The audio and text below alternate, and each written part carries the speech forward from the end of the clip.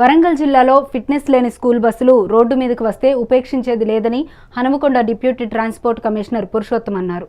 పాఠశాలల యాజమాన్యం తప్పనిసరిగా రవాణా శాఖ సూచనలను పాటించాలని, ఎవరైనా ఉల్లంఘిస్తే ఆ వాహనాలను సీజ్ చేస్తామని హెచ్చరించారు. స్కూల్ బస్సు డ్రైవర్కు తప్పనిసరిగా లైసెన్స్ ఉండాలన్నారు. స్కూల్ బస్సులను ఇతర కార్యక్రమాలకు ఉపయోగించవద్దని, అలాంటివి మా దృష్టికి వస్తే కఠిన చర్యలు తప్పవంటున్న హనుమకొండ డిప్యూటీ ట్రాన్స్పోర్ట్ కమిషనర్ పురుషోత్తంతో మా వరంగల్ ప్రతినిధి రాము ఫేస్ టు ఫేస్. ప్రారంభం అవుతున్న నేపథ్యంలో పాఠశాలకు సంబంధించిన బస్సెస్ అన్నీ సంబంధిత ట్రాన్స్పోర్ట్ ఆఫీస్కి ఫిట్నెస్ కోసం వస్తున్న పరిస్థితి.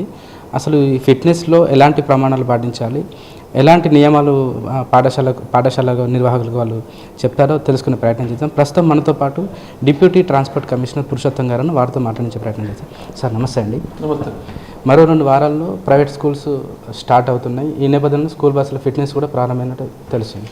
ఈ ఫిట్నెస్ విషయంలో ముఖ్యంగా మీరు ఎలాంటి నియమాలు స్కూల్స్ వాళ్ళకి చెప్తారు, ఏం చెప్తారు సార్? ఈ నెల 15తో ఈ ఫిట్నెస్ అన్ని బస్సులు రాష్ట్ర వ్యాప్తంగా ముగిసినాయి. మరి 10వ తేదీ నుంచి ప్రతి ఒక్క స్కూల్ బస్సు కానీ కాలేజ్ బస్సు కానీ ఫిట్నెస్ చేయవలసిన అవసరం ఉంది. కాబట్టి మరి అందరూ స్కూలు యాజమాన్యం వాళ్ళు మరియు కాలేజ్ యాజమాన్యం వాళ్ళు మరి వాళ్ళ జిల్లాలో మరి ఆ వెహికల్స్ మనకు జీవో 35 చెప్పినట్టు ప్రకారంగా ప్రతి సంవత్సరము యాజమాన్యంతో మీటింగ్ పెట్టి వాళ్ళకు ఏ విధంగా ఫిట్నెస్కు రావాలి, ఆ వెహికల్ కండిషన్ ఎట్లా చేయాలనేది కూడా వాళ్ళకు సూచనలు ఇవ్వడం జరిగింది. మరి అదేవిధంగా మరి ఈ హన్మకొండ జిల్లాలో చూస్తే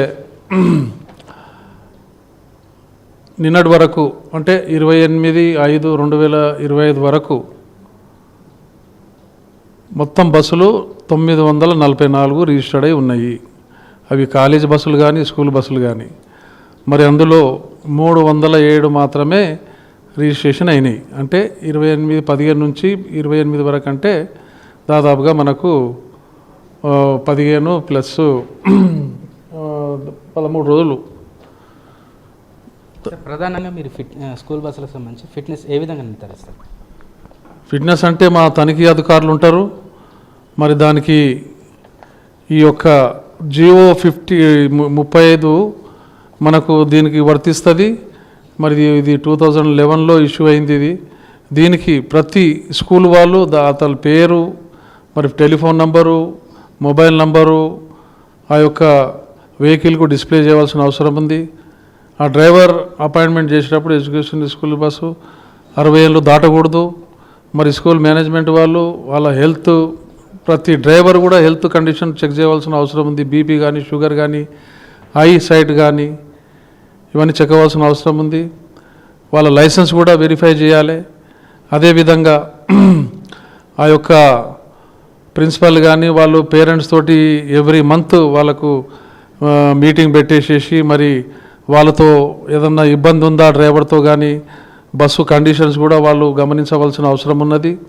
మరి అదేవిధంగా లైటింగ్ కానీ ఆ స్క్రీన్, ఇప్పుడు వర్షాకాలం వస్తుంది కాబట్టి స్క్రీన్ మనకు సరిగా వైపర్ కూడా పనిచేస్తున్నాయా, ఇవన్నీ టెక్నికల్గా ఇవన్నీ చూడవలసిన బాధ్యత స్కూల్ యాజమాన్యం వాళ్ళది.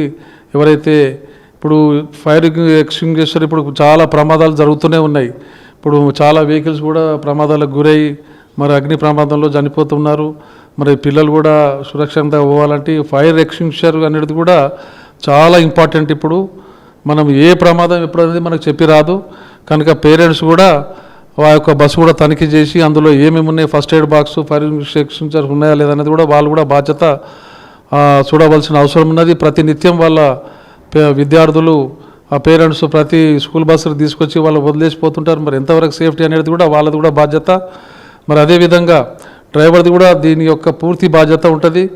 మరి ఒక గమ్యస్థానం నుంచి మరి స్కూల్ వరకు తీసుకోవాల్సిన అవసరం ఉంటుంది. కాబట్టి మరి రోడ్ల మీద ఎన్నో వెహికల్స్ తిరుగుతూ ఉంటాయి. ఫిట్నెస్ సంబంధించి అసలు మీరు స్కూల్స్ యాజమాన్యానికి మీరు ఎలాంటి సూచనలు ఇస్తారు, వాళ్ళు ఏ విధంగా మిమ్మల్ని అప్రోచ్ అవ్వాలి, ఒకవేళ ఫిట్నెస్ లేని బస్సులు రోడ్ల మీదకి వస్తే మీరు వాటిపైన ఎలాంటి చర్యలు తీసుకుంటారు? ఇప్పుడు దీనికి పూర్తిగా ఫిట్నెస్ అనేది చాలా ఇంపార్టెంట్. ఎందుకంటే బస్సులు రోడ్డు మీద తిరుగుతాయి కాబట్టి ప్రతి ఒక్కటి టైర్ కండిషనే కానీ, బ్రేక్స్ కానివ్వండి, స్టీరింగ్ కానివ్వండి, మరి ఇతరుల ఏవైతే టైర్ల కండిషన్ కానివ్వండి ఇవన్నీ చూసుకోవాల్సిన బాధ్యత యాజమాన్యందే. ఒకవేళ అందులో ఏదన్నా నిర్లక్ష్యం వహిస్తే మాత్రం దానికి చట్టపరమైన చర్యలు ఉంటాయి. మరి అదేవిధంగా వాళ్ళకి ఏదైతే పర్మిట్ ఇస్తాం చూడ ఆ పర్మిట్ పైన కూడా యాక్షన్ తీసుకుంటాం. ఎన్ని కిలోమీటర్ల వరకు ఈ స్కూల్ బస్కు పర్మిషన్ ఉంటుంది? వాళ్ళు ఎలాంటి రూల్స్ ఫాలో కావాలి సార్? ఇప్పుడు ప్రతి బస్సుకు 15 సంవత్సరాల వరకు వాళ్ళకి పర్మిషన్ ఉంటుంది. 15 ఏళ్ళు ఒకవేళ కాల పరిమితి ఆ స్కూల్ బస్ అయిపోతే దాన్ని స్కూల్గా తిప్పడానికి లేదు. అది తక్షణమే దాన్ని మరి ఇతర ట్రాన్స్ఫర్ చేయడం అనేది వాళ్ళు మా దృష్టికి తీసుకొస్తే దాన్ని కన్వర్షన్ చేస్తాం.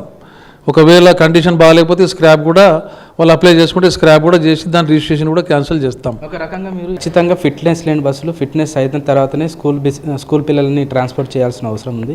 ఏదైతే మేము సూచనలు ఇస్తామో దాని ప్రకారమే ప్రతి స్కూల్ యాజమాన్యం కూడా నడుచుకోవాల్సిన అవసరం ఉంది. అంతేకాకుండా స్కూల్స్ సంబంధించిన బస్సులను ఎలాంటి ప్రైవేట్ ఈవెంట్స్ కానీ కార్యక్రమాలు కానీ ఎట్టి పరిస్థితుల్లో ఉపయోగించద్దు.